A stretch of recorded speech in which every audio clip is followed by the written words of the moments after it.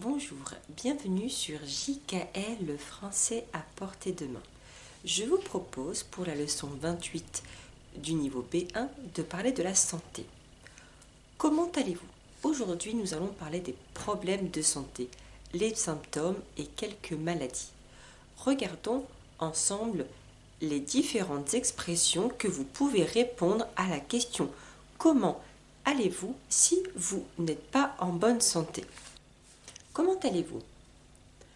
Pour me parler de votre problème de santé, pour me dire que vous ne vous sentez pas bien, vous pouvez utiliser différentes expressions en fonction de votre état. Regardons des exemples au tableau. Je ne me sens pas très bien. Cela signifie que ça ne va pas. Je ne suis pas en forme. Je ne suis pas en forme signifie que vous êtes un peu malade, un peu fatigué, un peu souffrant. Je ne suis pas dans mon assiette. Cela signifie que vous ne vous sentez pas comme d'habitude. Vous ne vous sentez pas très bien, peut-être physiquement ou moralement. Je suis patraque. Je suis un peu malade. Je suis souffrant. Je suis souffrante. Sur le tableau, je préciserai le E entre parenthèses pour le féminin. Je suis barbouillé.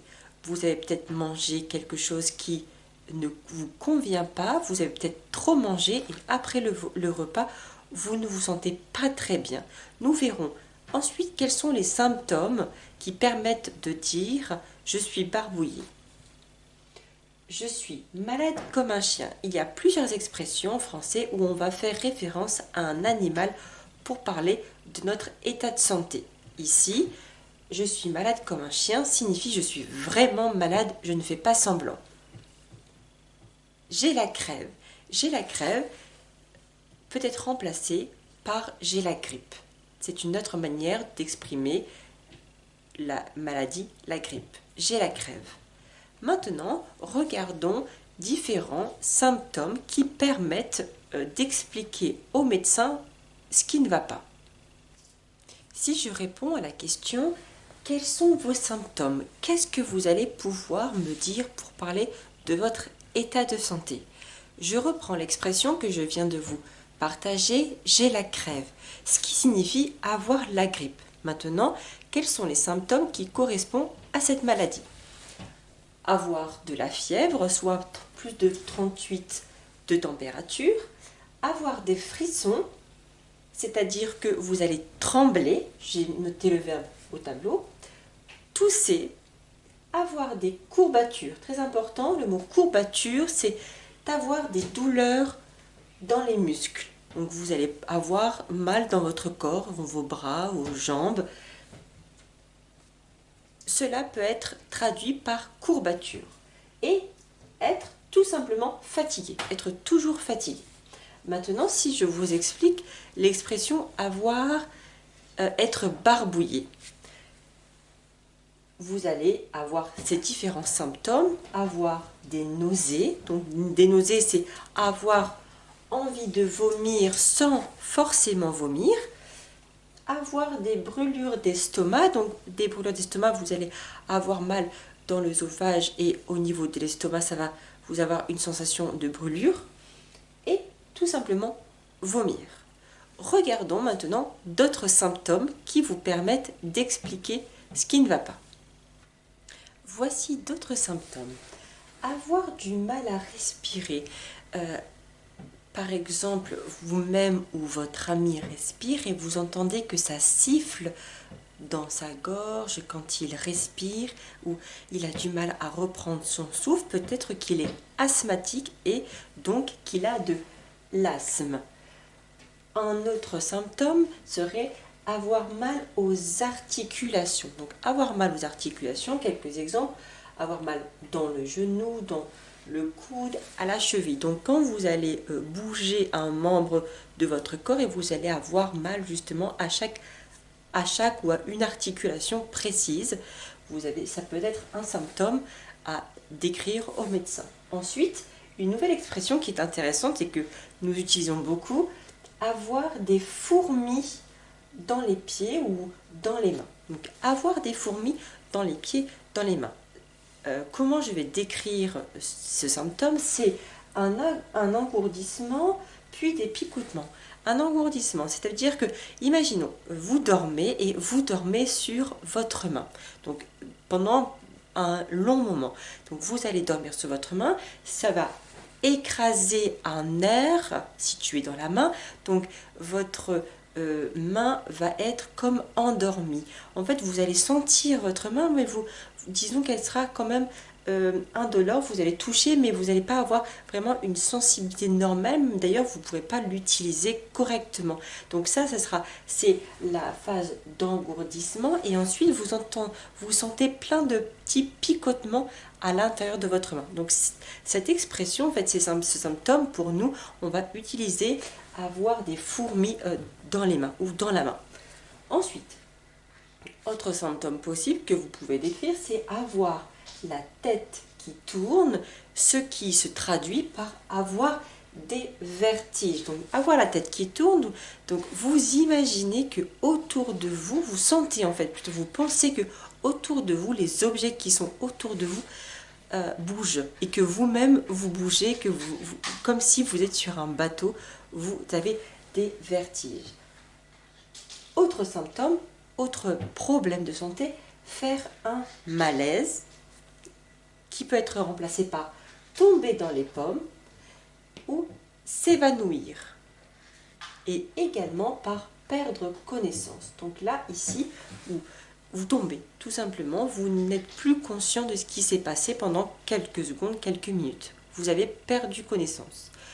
Maintenant, nous allons continuer encore avec d'autres symptômes et d'autres situations concrètes. Je vous donnerai 2 situations dans lesquelles il peut se passer un événement désagréable, un problème, et regardons ce que vous pouvez dire sur ce problème, sur l'état de santé. Voici les 2 situations que je viens de vous partager. Vous avez joué au football et il s'est passé quelque chose. Voici les différentes situations. Première situation, vous vous êtes blessé. Vous avez une blessure. Donc nous avons ici le verbe se blesser. Et en nom, vous avez le mot blessure. Une blessure. Deuxième situation, vous vous êtes foulé. Vous avez une foulure. Nous avons le verbe se fouler et le nom, une foulure. Vous vous êtes tordu la cheville. Problème, vous avez une entorse. Le verbe ici, se tordre.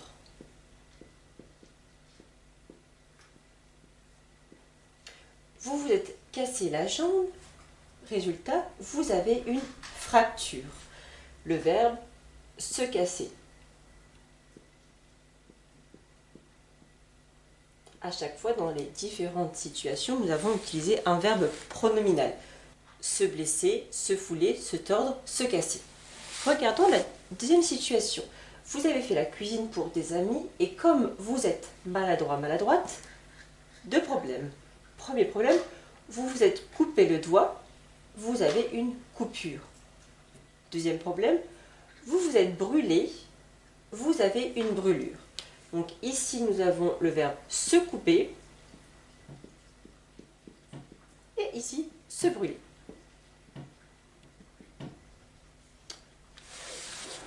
Maintenant que vous êtes capable de parler de vos symptômes, vous pouvez vous rendre chez le médecin. Nous allons continuer maintenant. Une fois chez le médecin, qu'est-ce qu'il va faire? Vous n'êtes pas en bonne santé. Vous allez chez le médecin. Celui-ci vous ausculte. Important, le verbe ausculter qui correspond à ce que le médecin va faire dans son cabinet. Pour cela, il utilise un stéthoscope. Le stéthoscope va permettre d'écouter votre cœur ou vos poumons.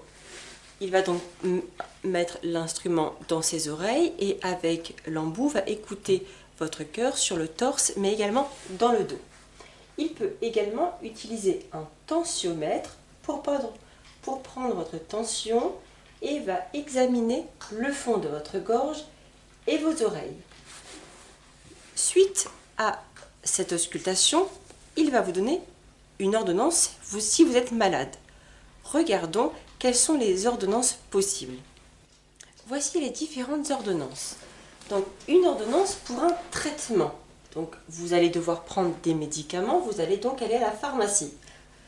Pour un bilan sanguin et une analyse d'urine, vous allez vous rendre dans un laboratoire pour faire une prise de sang, mais également donner un flacon avec votre urine. Attention, il est important de connaître l'expression à jeun parce que souvent pour les prises de sang, on vous demande d'être à jeun. Ça signifie qu'il ne faut pas avoir mangé avant de faire la prise de sang, ni boire de café, ni de thé, pas de sucre. Ensuite, vous pouvez aussi avoir une ordonnance pour effectuer une radiologie, une radio, une échographie ou un IRM. Pour cela, vous allez vous rendre dans un cabinet d'imagerie médicale. Une ordonnance possible aussi pour voir un spécialiste parce que l'avis du médecin généraliste n'est pas suffisant, vous devez faire des examens approfondis. Vous pouvez aller voir un cardiologue si vous avez des problèmes au cœur, un dermatologue si vous avez des problèmes de peau ou un allergologue si vous avez des allergies.